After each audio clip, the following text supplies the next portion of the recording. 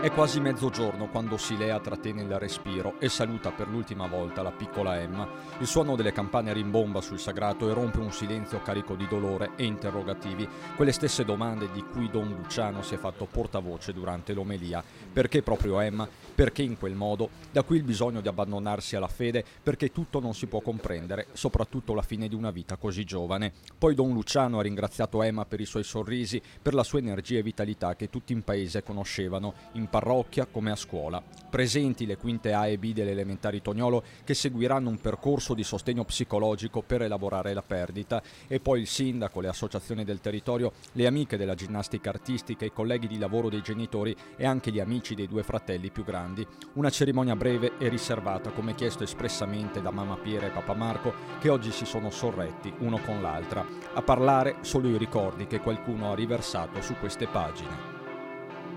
Dopo il ricovero domenica sera al Cafoncello per quella che sembrava solo una brutta influenza, Emma è mancata martedì a causa di un'encefalopatia necrotizzante acuta come rara complicanza virale. A confermarlo anche l'autopsia, una forma rarissima, 100 casi appena al mondo. Emma se n'è andata in meno di 48 ore, lasciando un vuoto feroce. Oggi il suo mondo era tutto qui a salutarla e ringraziarla per il breve ma importante viaggio fatto assieme.